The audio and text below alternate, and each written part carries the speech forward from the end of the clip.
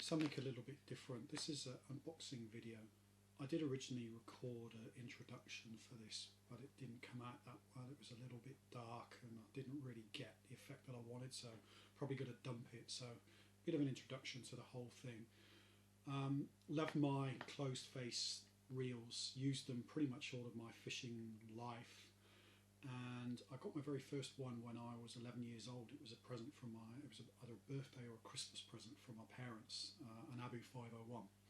Used it for years, used different types of reels. I've used lots of Abu 506s, 506Ms. Never got an original 507. I got what was the second edition, which was called a 507 Gold Max. And then sort of stopped a bit of coarse fishing, was only really fishing occasionally, mainly because I sort of emigrated and lived all over the world. And anyway, always kept this 501, but it was a bit worn. And one of the things I did was, as a 11-year-old and being a bit stupid, one day I kitted the rod up, with the reel, and I forgot to thread the line through the cowling. So I kind of forgot that, put it through the guides, through the rings, put float, hook, everything on there, and then realised I'd missed putting it through. Now, what I should have done, of course, was I should have just broken the line, kitted up again, whatever. I didn't. And what I actually did was I bent the cowling so that I could pass the spool through it. Complete stupidity in hindsight, but that's what I did. So the reel was like in a little bit of bad sorts, but I always wanted to get it sort of brought back to how it was originally, just because it had a bit of sentimental value, being a gift from the folks. Anyway, I decided to get in contact with John from TRS, Total Reel Services, and asked if he would like do a pass over it for me. It was a bit of a first for me because I hate paying people to do things that I can ultimately do myself, but I know John's really good, and I also just wanted to really have a pro do it, knowing that he didn't have any kind of sentimental connections. Anyway, bit of an introduction, because this morning the postman dropped this off, and I thought I would do a unboxing. So that's what it's sort of about. So I've not seen it, and he purposely didn't send me any pictures. He said he wanted to wait, and he also didn't post any pictures on social media. Facebook is the best way to get hold of John. He's got a group on there, I think, which is called TRS, Total Reel Services. And he really knows his stuff when it comes to Abus. I mean, I'm quite happy to service and do minor repairs myself, but he's great for providing spares. In fact, I'll talk a little bit about that as I go through this. I should say that after John received the reel, he gave me a ring and talked through a few sort of options and suggestions. He actually sort of talked me out of doing a full resto, or tried to, actually, because he didn't talk me out of it, he tried to. Sort of said, was it worth it? He also suggested that maybe some parts would be better off just new old stock, and I felt that I really wanted to try and keep as much of the original parts as possible. So he did tell me that the damage to that outer cowling, he didn't feel that he could really fix that up, so I did get a new outer cowling, but everything else I think is original from the reel. So yeah, that was one thing. So I know that I've got the original cowling, plus I've got a brand new one. Anyway, so that's John's details. So John, I'm blatantly plugging you here. That means discount next time I buy some spools from you, alright? What have we got? A lot of angel turds used for packing, that's okay. Oh, don't know whether or not we sent the old cowling back.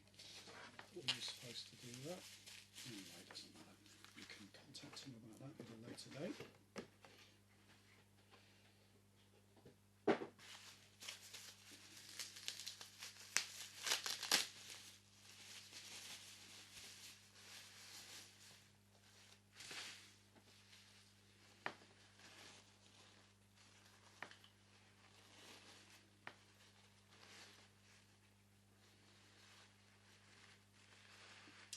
look at that, a lot of mark on it.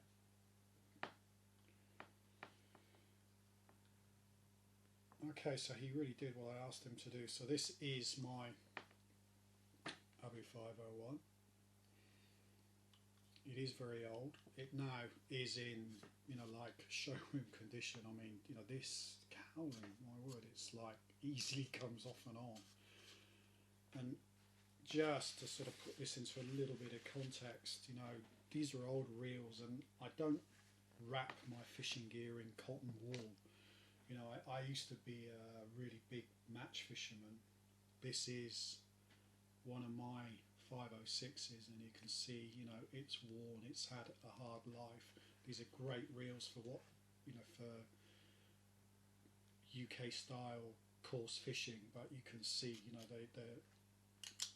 they get used. So what I can see, obviously the cowling is in great shape. He told me that, well, we talked, John and I talked, this is the original side plate, this is the original body, so he got this painted for me, so that's great.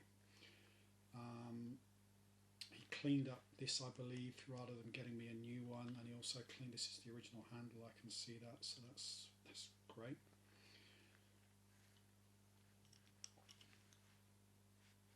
So if I see if we can get the bell housing off. Okay, he gave me back my original spool as well, so that's good. Nicely cleaned up, and it feels fantastic. Got the anti-reverse in there. Thought I probably should have got him to take that out, but it doesn't matter, I might take that out myself. Excellent. So one little test.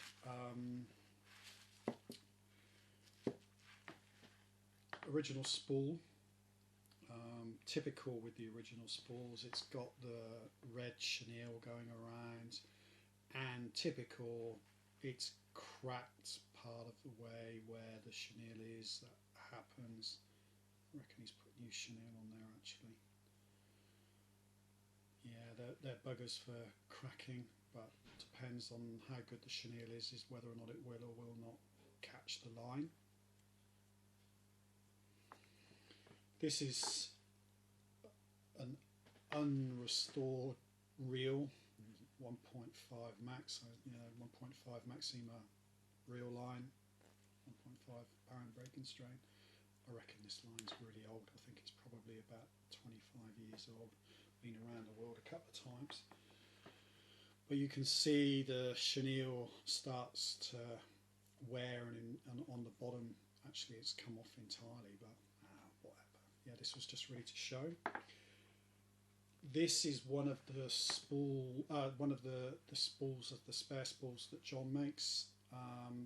He makes them to closer tolerances than the originals, so it's got a bit of tangled line on there. I don't know how that's happened. Whatever. He makes them to bigger tolerances, and, you know, claims that they don't need the chenille as a result. I would think that that's probably about 90% correct. I do sometimes find that they do get a few of the tangles. Could also be that the reels are worn, yeah, but trying one of his on there. Don't need to put the outer cowl on. Yeah, fantastic. Excellent.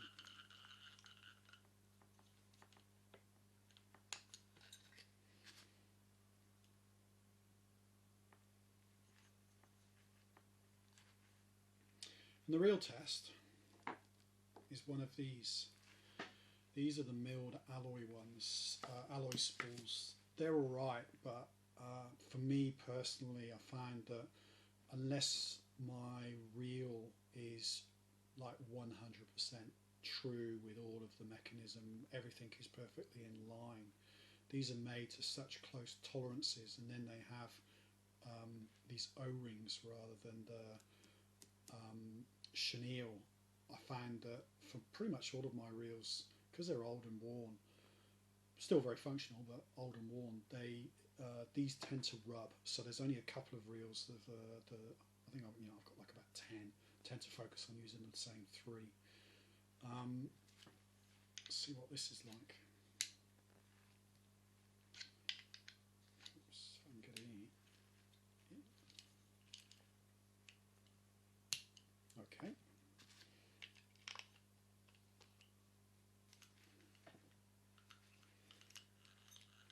Look at that. Nothing is rubbing. Absolutely crack on. So that's a so yeah, I'm just really a bit of a summary actually, but you know this John, you've done a great job. So I think what I would say is, you know, TRS doing work on Abu reels, anything from getting spare parts like the spools all the way through to a complete restoration like this one, which is now going to go on the shelf, and I'm not intending on using it. So that's why I wanted it to be just so. Great job.